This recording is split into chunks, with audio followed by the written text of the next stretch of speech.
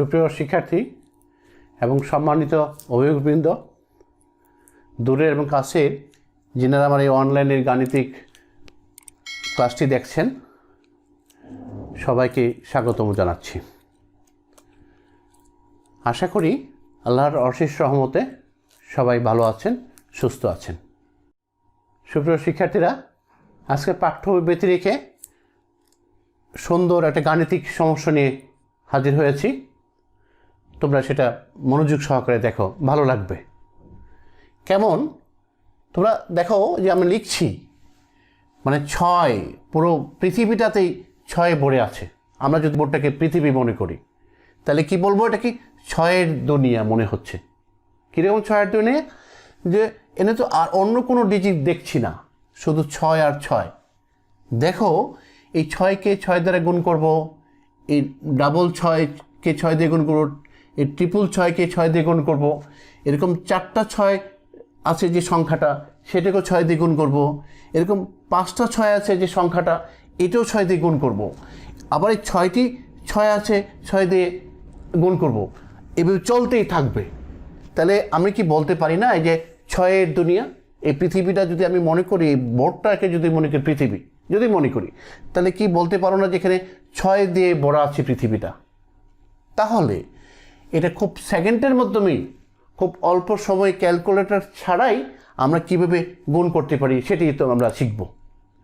তো দেখো, আমরা 6-এর নামটা যদি 6 গুণ করি, 6 6 36, 36 আমরা জানি, এটা একদম ছোটোবেলা থেকেই জানি।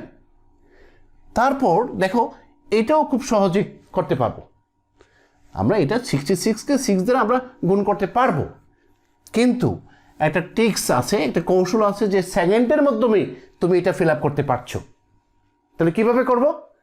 তুমি প্রথমে যদি আমি 3 লিখলাম, লাস্টে 6 লিখলাম, দেখো 3 6, এখানে তোমার একটা মনে রাখার বিষয়, জয়টা অঙ্ক থাকবে আর 6 নিয়ে ততটা স্থান ব্ল্যাঙ্ক রাখতে হবে, ততটা স্থান রাখতে হবে আমরা ফিল আপ করার জন্যে।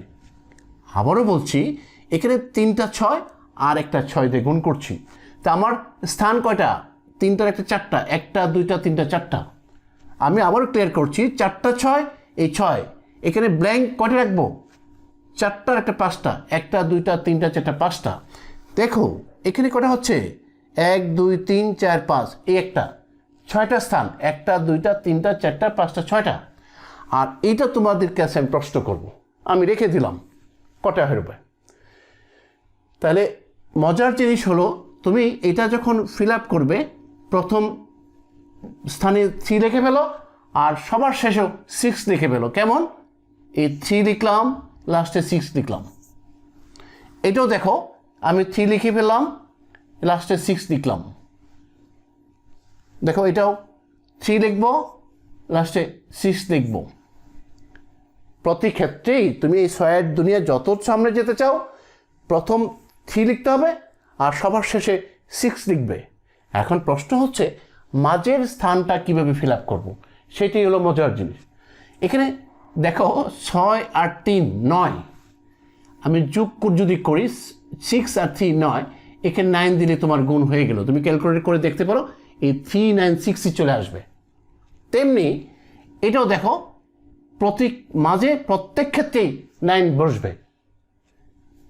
9 9 9 9 9 9 9 9 9। তুমি দেখো, ক্যালকুলেটরে গুণ করে দেখো, এই ডিজিটে চলে আসছে। শিক্ষার্থীরা, খুব সেকেন্ডের মধ্যেই তোমরা এই পৃথিবী শুদ্ধ যে 6-এর দুনিয়া তুমি করে ফেলতে পারবে। অবশ্যই মজা লাগছে, ভালো লাগছে। তো এখন আমি এই যে 3টা 6, 3টা মোট 6টা 6 আছে আর 6 দিয়ে গুণ করবো, এটা তাহলে কয়টা হবে গড়?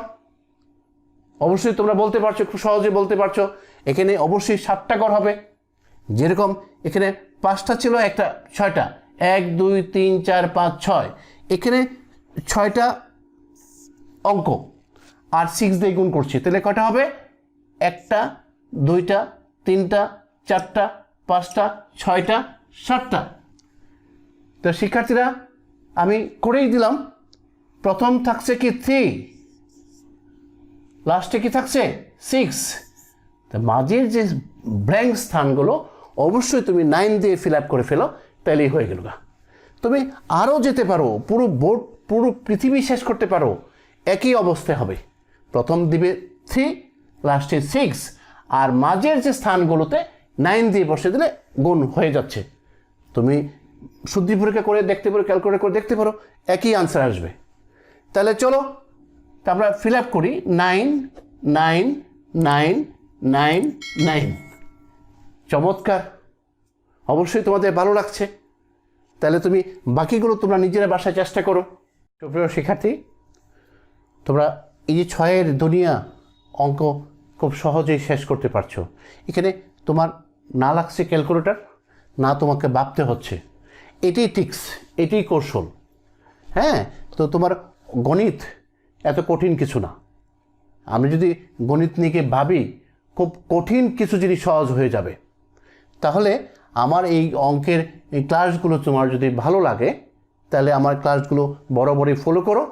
আমি চেষ্টা করবো এরকম প্রতিবারই তোমাদেরকে মজা দেওয়ার মতো অঙ্ক উপস্থাপন করার। তাহলে এখানে আমরা আজকে শেষ করছি। তোমরা ভালো থাকো, সুস্থ থাকো, নিরাপদে থাকো। আমার জন্য দোয়া করো। আল্লাহ হাফিজ।